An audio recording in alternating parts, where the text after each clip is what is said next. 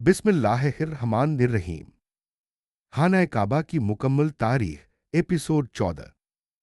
Abraha का हमला और अल्लाह की गैबी मदद। अरब की सरजमीन पर काबा शरीफ सबसे मुकद्दस जगह माना जाता था। लोग दूर दूर से हज और जियारत के लिए मक्का आते थे।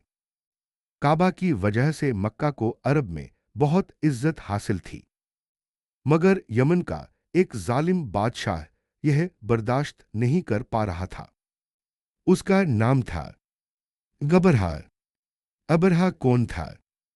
अबरहा यमन का हाकिम था। वही ईसाई था और बहुत ताकतवर फौज रखता था। उसने सना शहर में एक बहुत बड़ा और शानदार गिरजाघर बनवाया। उसका मकसद था अरब के लोग काबा की बजाय यहां आए। मगर अरब के लोग काबा से मोहब्बत करते थे।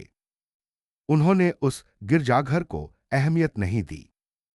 इस बात से अबरहा गुस्से में भर गया। उसने कसम खाई, मैं काबा को गिरा दूंगा। हाथियों की फौज। अबरहा ने एक बहुत बड़ी फौज तैयार की। उस फौज में घुड़सवार, हथियार और बड़े बड़े हाथी शामिल थे। अरब के लोगों ने पहले कभी युद्ध में हाथी नहीं देखे थे।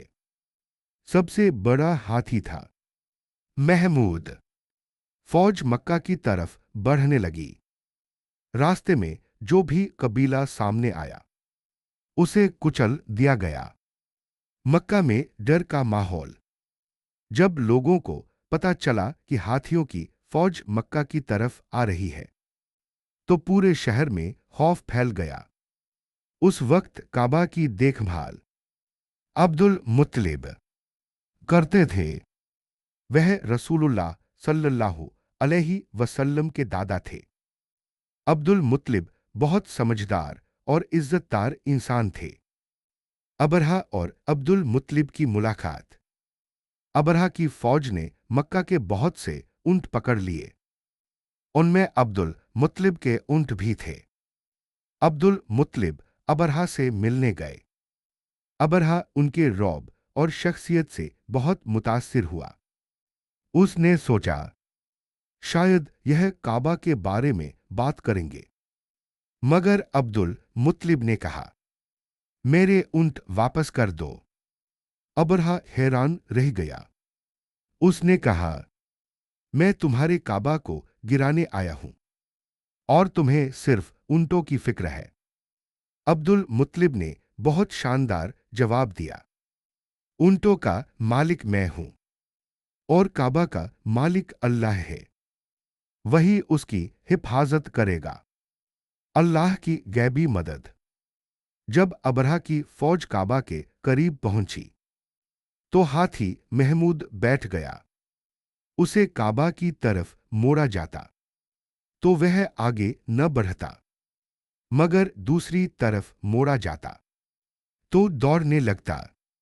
उसी वक्त आसमान पर परिंदों के झुंड दिखाई दिए।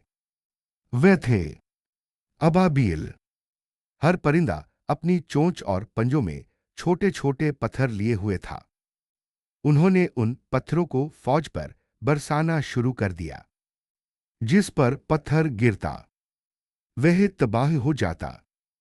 पूरी फौज बर्बाद हो गई और अबरहा भी बुरी हालत में भागा, मगर रास्ते में ही मर गया। सूरह फील।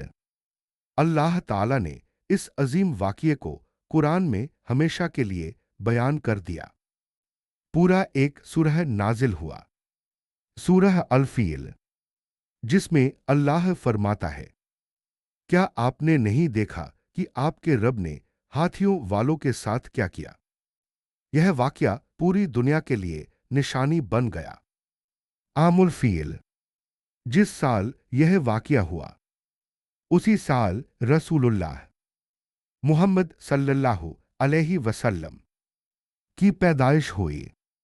इसीलिए उस साल को कहा जाता है आमुल फील, यानी हाथियों वाला साल।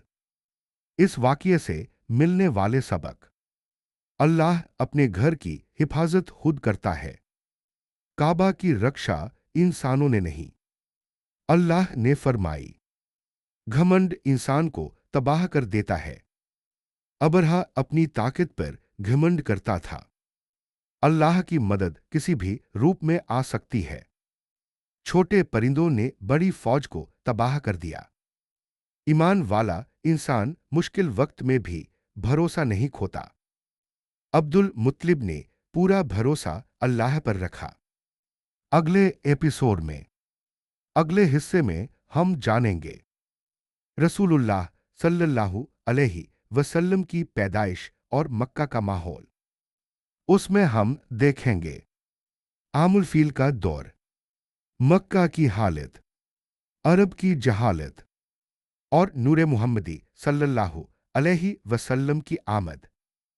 इंशा अल्लाह अगला एपिसोड बहुत रूहानी, दिल को छू लेने वाला और ईमान अफरोज होगा।